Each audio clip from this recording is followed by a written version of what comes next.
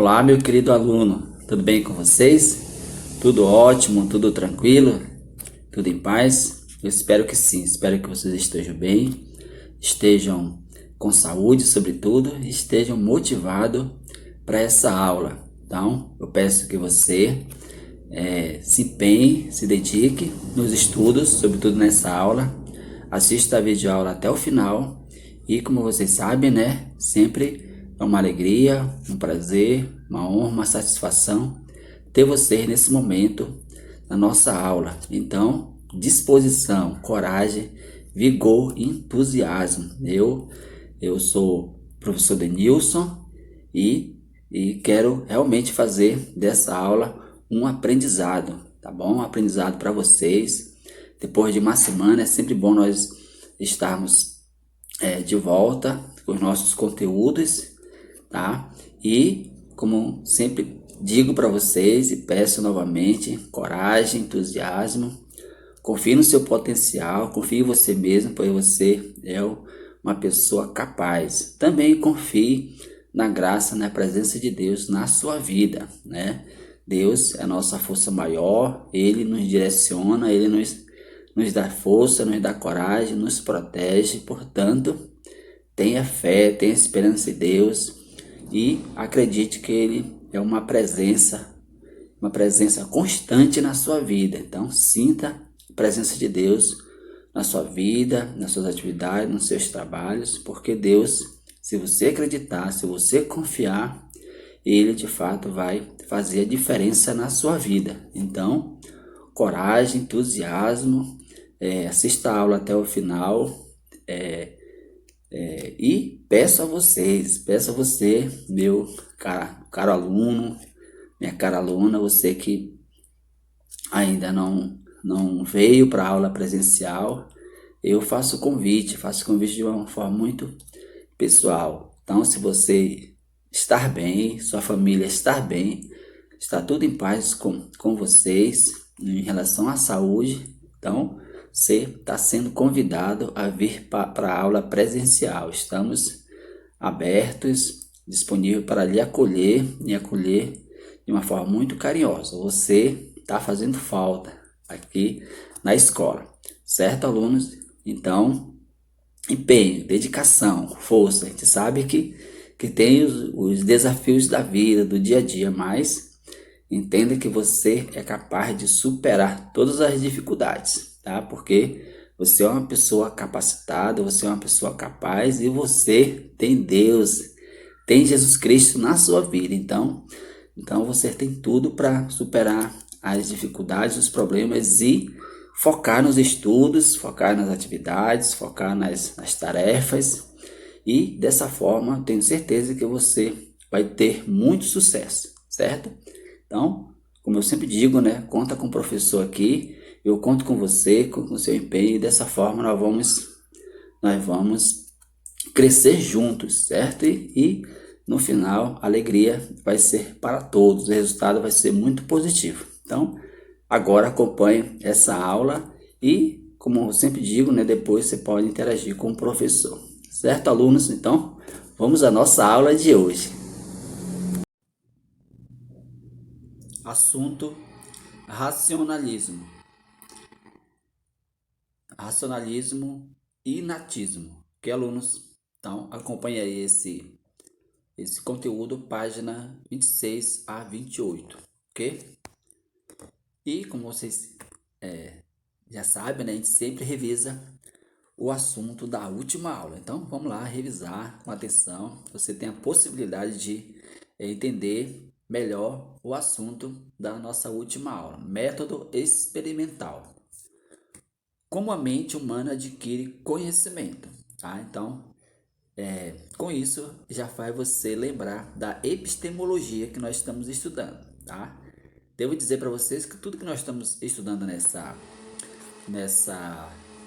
nesse segundo bimestre, todos os assuntos estão dentro da epistemologia, se tratando da teoria do conhecimento. Então, lá no início a gente se perguntou, se questionou como o ser humano conhece, né? E aqui tá novamente a pergunta, né? Como a mente humana adquire conhecimento. Então, é nessa perspectiva agora que nós vamos ter essa aula, ressaltando, enfatizando o método experimental, que é um dos elementos do conhecimento científico, é a experiência, tá? Então, como vocês bem sabem, para o conhecimento ser válido do ponto de vista da ciência, tem que passar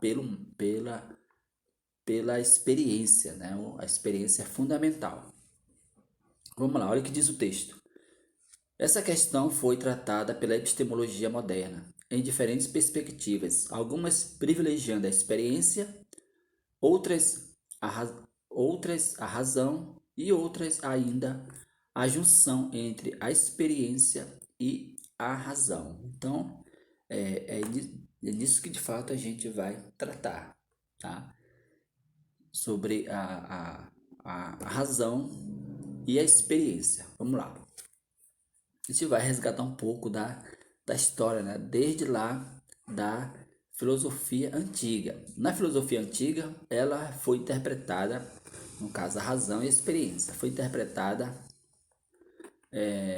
valendo-se de relações problemáticas entre os conhecimentos opinativo e racional. Lembra lá da doxa e da episteme, tá? Conhecimento de opinião, de aparência e o conhecimento racional, ou sensível e inteligível. Então você já sabe, né? Só para lembrar. Doxa se refere aos conhecimentos sensíveis, que nos leva a ter opinião e, de acordo com Parmênides, que a gente viu também, pode nos levar ao engano, tá? E o conhecimento inteligível, que é a episteme, que é o conhecimento racional, o conhecimento seguro. Ok, alunos? Então, detalhe, muito atenção para esse detalhe. Na filosofia medieval, ela foi confrontada com a fé. Nos períodos nos períodos históricos seguintes, novas oposições estiveram sobre a análise dos filósofos. Tá? Vamos lá, prosseguindo. Na Idade Moderna, século XV a XVIII, os pensadores estudaram o conhecimento especializado e organizado por um método chamado atualmente de ciência. Então, um detalhe importante, né? Um detalhe importante que você deve entender. Você sabe que já na Idade Moderna, a ciência, a tecnologia, sobretudo a ciência mesmo, com seus métodos, a experiência, o procedimento científico estão em evidência. Que eu quero dizer com isso? Que na Idade Moderna, em muitos aspectos, em, em muitas dimensões, vamos dizer assim, deu-se muito valor ao conhecimento científico. Tanto que alguns teóricos, filósofos, afirmam, dão muita ênfase à superioridade da ciência. Em outras palavras, na Idade Moderna, só é válido aquilo que passa pelo crivo da razão, pelo crivo da ciência, deixando de lado as outras formas de saber, certo? Então, uma ênfase muito grande no conhecimento científico, na ciência, na Idade Moderna. Ok, alunos? Tá? Então, muito atenção para esse detalhe. Método experimental. Os pensadores modernos consideravam que o mundo era regido por leis naturais. As teorias científicas partiam de métodos para decifrar essas leis, o que acarretou mudanças no pensamento filosófico. Então, um detalhe importante, né? Tudo isso aí transformou também um pouco a filosofia. Entre 1609 e 1642, as obras do físico italiano Galileu Galilei romperam com o modelo aristotélico medieval de compreensão da realidade, aquilo que a gente realmente já estudou, né? Galileu, com sua obra, rompeu realmente com o modelo de fazer ciência, de pensar a realidade. Galileu propôs investigar os fenômenos naturais e suas leis por meio da observação e da experimentação e de cálculos que pudesse medir matematicamente a regularidade desses fenômenos. Então tá aí. Outra característica da ciência: observação, experimentação, passar, tudo ser medido para quê? Para não dar nada errado no conhecimento. Então, o conhecimento para ser verdadeiro, ele tem que ser realmente passar por todas essas fases, que é a experimentação, a observação e tudo mais. Ok, alunos? Vamos lá, prosseguindo. Nesse contexto de transição para um novo modelo científico, o inglês Francis Bacon, tá? Francis Bacon, tá, gente? Pode pronunciar Bacon, tá? Não tenha medo, não.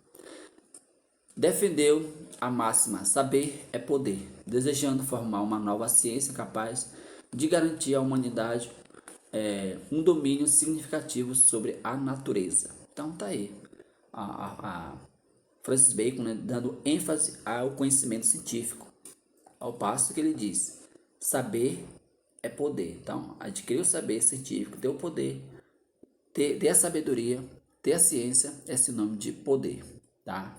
Para ele, a ciência estava diretamente relacionada à técnica e o seu valor subordinado à utilidade para a vida prática. Viu só? Dois detalhes importantes: técnica, tá?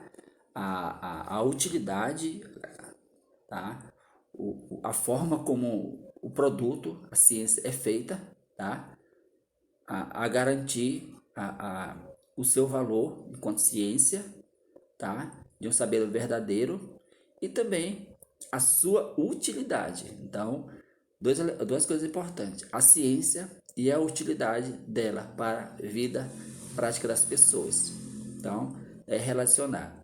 Existe a ciência, existe o saber, e a ciência e o saber deve estar deve, deve estar presente na vida das pessoas, no dia a dia das pessoas, tá? E de fato isso é o que acontece, né? Acontece, a ciência está aí para ajudar o ser humano a viver mais e melhor, né? Viver mais e melhor. A ciência já nos possibilita isso, ok, alunos? O método proposto por Francis Bacon tornou-se uma referência para a ciência moderna, privilegiando o papel da experiência. Nesse contexto, o racionalismo surgiu como uma forma de priorizar a razão na apreensão da realidade. Então, outro detalhe importante, tá? De acordo com o nosso assunto, o racionalismo. Veja o lismo, tá? É como se fosse o exagero. Então, só é válido aquilo que passa pela razão, tá? Só é válido aquilo que é científico. Por isso, surgiu o racionalismo, para priorizar, dar ênfase à compreensão da realidade. Então, na Idade Moderna, sobressai a ciência junto com a razão, tá? E, professor, e as outras formas de conhecimento? Existe, porém, é deixado de lado.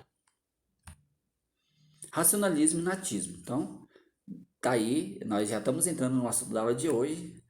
Fizemos uma pequena revisão, né, da última aula e nós vamos continuar com esse assunto, com essa reflexão, agora focado de fato no racionalismo e inatismo, tá? A gente vai já ver em que consiste o inatismo.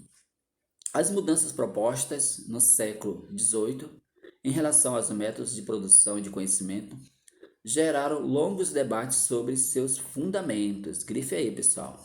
Se você está com seu caderno aí, com seu livro acompanhando, por favor, destaquem esses tópicos aí. Geraram debates sobre seus fundamentos. Uma coisa é o racionalismo, outra coisa é o inatismo. Cada um tem seu fundamento, que a gente vai verificar em que consiste. O que levou ao surgimento de novas teorias filosóficas, como foi o caso do racionalismo. O método proposto por Francis Bacon tornou-se uma referência para a ciência moderna, privilegiando o papel da experiência. Então, tá aí. Bacon, ele dá ênfase à experiência, para poder o conhecimento ser válido, tá bom? Vamos lá. Nesse contexto, o racionalismo surgiu como forma de priorizar a razão na compreensão da realidade. Então, como eu já falei para vocês em outros momentos, na filosofia a gente trata de corrente de pensamento. É um grupo de filósofos, de pessoas que defendem uma ideia, por exemplo, o racionalismo e o natismo, tá? Vamos ver. Para os racionalistas modernos, os sentidos poderiam causar enganos. Então, veja só, tá? Confiar nos nossos sentidos é um perigo. Pode nos levar ao engano. Verdade isso, aluno? Você já teve a experiência de dizer assim, eu acho que eu vi, eu acho que ouvi, eu acho que eu fiz, tá? Tá? Então isso você acha, você não tem certeza. Então, os sentidos podem nos enganar. Por isso, a atitude de pensar, de racionalizar, de refletir, para eliminar os enganos, ok? Portanto, a apreensão da realidade não se daria pela experiência. Olha só, então, os racionalistas negam a experiência. Então, atenção para esse detalhe, tá? Já que a experiência podem nos enganar, então, para os racionalistas, elimina a experiência. E sim por meio de ideias inatas, ou seja, presente no intelecto do sujeito e anteriores a qualquer experiência vivenciada.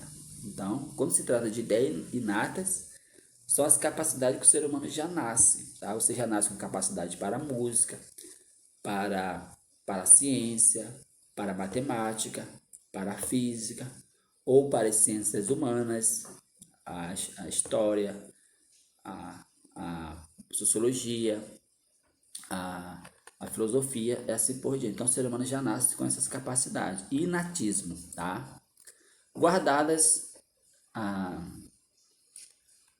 cadê? Ou seja, presente no intelecto do sujeito e anteriores a qualquer experiência vivenciada por ele. Guardadas as devidas distinções, podemos dizer que o inatismo racionalista tem alguma semelhança com a visão platônica, tá? Professor, qual é a visão platônica? Lembra que Platão ele concebia a realidade em duas realidades, que é a dimensão sensível, é essa nossa realidade que a gente vê, que a gente toca, que a gente compreende através dos nossos sentidos, e a realidade inteligível, que a gente compreende a partir da nossa razão, do nosso intelecto, do nosso da, da percepção inteligível, tá? Então, Platão ele para ele concebe a realidade a partir dessas duas dimensões, a realidade sensível e a realidade inteligível, que a gente capta através do nosso intelecto, que é a vida. Eu sempre coloco para vocês, né? Vamos entender que é o céu, tá? Numa explicação mais cristã, certo, alunos? Vamos lá. Um dos principais representantes do racionalismo foi René Descartes, cuja obra revelou um projeto comum em sua época, a busca de um princípio sólido que possibilitasse um conhecimento científico e seguro. Descartes afirmava que esse fundamento era a própria razão. Então, você já deve perceber que Descartes ele é racionalista, tá? Racionalista, pois acreditava que ela fosse dotada de ideias inatas e claras e distintas, ou seja, evidentes, e que pudesse julgar a verdade ou a falsidade das aparências a fim de conhecer a realidade. No desejo de evitar os preceitos acumulados pela tradição, também afirmava existirem três tipos de verdade, tá? Vamos lá ver. Adventícias, resultantes dos conhecimentos adquiridos por meio dos sentidos, os quais captariam somente objetos suscetíveis a constantes mudanças, fictícias, provenientes da imaginação e resultantes de combinações mentais realizadas com base nos conteúdos da memória. Inatas, verdades internas, imutáveis e universais superiores às informações obtidas com base na experiência ou na memória. Então tá aí as 3 ideias importantes. Ao declarar a existência de verdades inatas, Descartes desejava alcançar na filosofia verdades tão incontestáveis e evidentes e invariáveis quanto os princípios da matemática. Então veja aí a pretensão de Descartes, né? Querer pensar nas questões relativas à ciência, à filosofia, às verdades, sobretudo no quesito verdade, como se fosse na matemática, não ao ponto de não haver erros, tá? Uma pretensão muito grande, e como a gente sabe, né, que a verdade ela é relativa, então fica difícil entender a verdade, algumas questões filosóficas, algumas questões relacionadas à vida, à ciência. É difícil a gente entender assim de uma forma tão clara quanto a matemática, mas ele teve essa pretensão, certo? Portanto, com base na geometria, estabeleceu um método para reavaliar todo o conhecimento adquirido em sua formação cultural e orientá-lo na busca de novos conhecimentos. Assim, decidiu duvidar sistematicamente de tudo que percebia, de tudo que aprendera, submetendo cada crença à necessidade de uma prova racional para somente então adotá-la. Então veja como ele é extremamente racionalista. Outro detalhe importante, turma, vocês já perceberam que Descartes tem dificuldade de entender algumas verdades, vamos pensar assim, algumas formas de conhecimento que ao longo da história, ao longo da tradição, foi se criando, sobretudo as verdades, o conhecimento do ponto de vista da religião, os conhecimentos religiosos, os conhecimentos do ponto de vista da religião. Descartes tem muita dificuldade de compreender e entender, uma vez que ele é racionalista, tá? Então ele vai ter de fato dificuldade de compreender e entender as outras formas de saber, tá? Como a gente sabe, não tem só o saber científico, não tem só o saber racional, tem outras formas de saber também que faz parte da vida humana. O método de Descartes era composto por 4 etapas. Primeira etapa: não posso acolher como verdadeiro algo algo que eu não conheça, evidentemente como tal. Não posso incluir nada em meus juízos do que eu não tenha certeza. Por isso que ele é racionalista, né?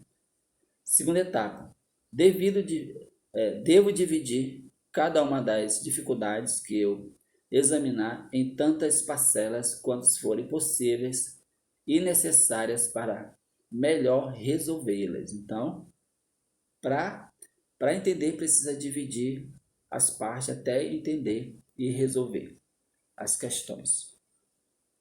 As ideias de Descartes influenciaram outros pensadores, como o alemão Leibniz, vamos ficar só com Leibniz, filósofo, político e matemático. Leibniz foi o primeiro a propor a criação de uma lógica que utilizasse, veja só o termo lógica, tá, pessoal? Lógica como se fosse na matemática, né?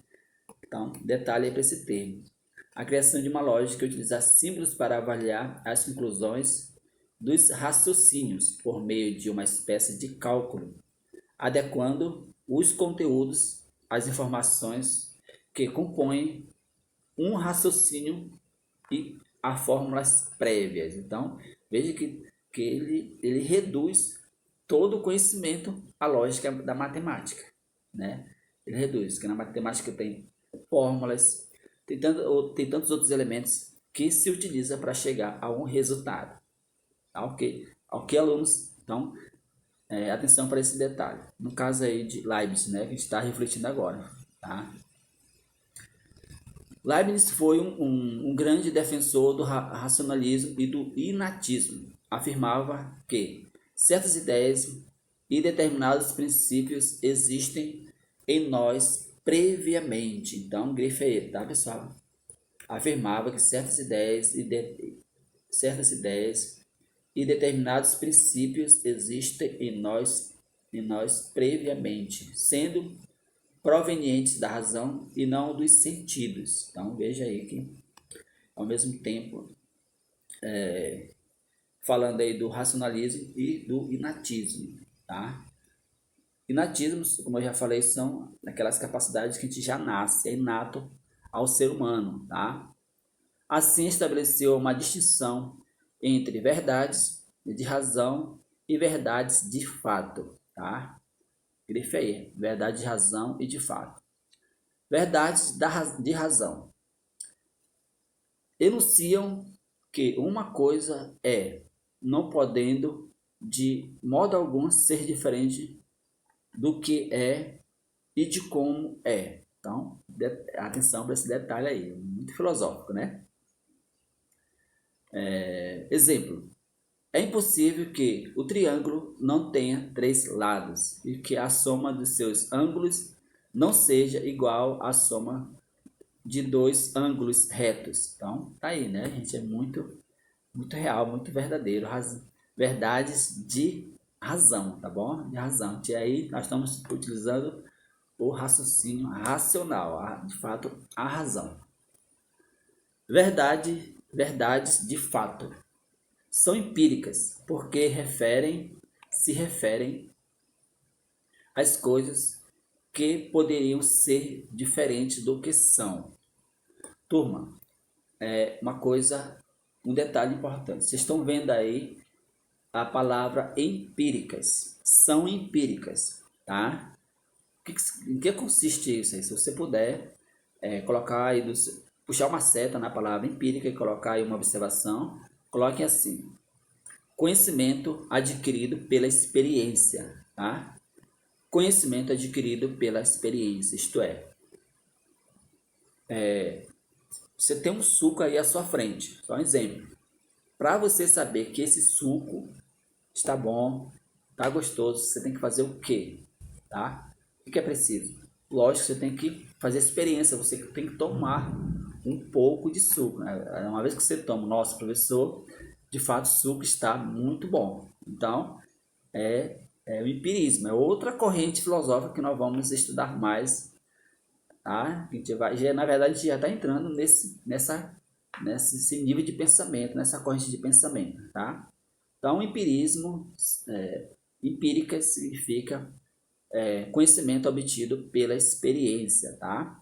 Certo, alunos? Então, atenção para esse detalhe aí. E aí nós temos exemplos, certo?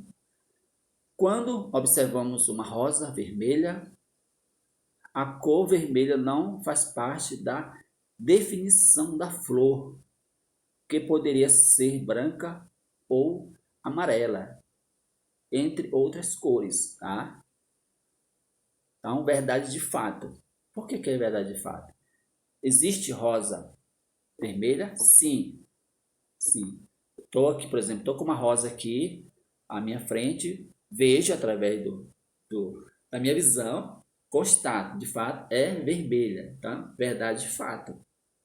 Mas só existe rosa vermelha? Não, existe rosa de outras cores. Então, por isso que são verdades empíricas, tá? São conhecimentos obtidos pela experiência, pelo ver, pelo tocar, pelo cheirar e assim por diante. Tá, alunos? Legal, né? Eu espero que você esteja de fato compreendendo, até porque não é difícil, certo? Vamos continuar. Este tipo de verdade estrutura-se no princípio de que tudo o que existe tem uma causa e pode ser conhecido pelos sentidos. Tá? Então tá aí. Em relação ao empirismo. Para Leibniz, as verdades de fato, por serem mutáveis e resultantes das particularidades extraídas pela experiência, estavam abaixo das verdades de razão. Então, detalhe, grife essa parte aí, estavam abaixo, que eram inatas e postulavam a verdade na sua essência. Legal, né? Então, alunos, chegamos ao final dessa aula, tá? É uma aula muito boa, né? Espero ter realmente ajudado a vocês compreenderem bem essa temática, tá? Então, fico por aqui. Façam aí as atividades da página 28, tá bom? Página 28 são as atividades que vocês têm aí. Façam com atenção e na próxima aula a gente continua. Então, faça também o exercício em PDF que eu irei enviar para vocês, tá? Fico por aqui, meu muito obrigado e até a próxima aula, se Deus quiser. Um grande abraço do professor Denilson.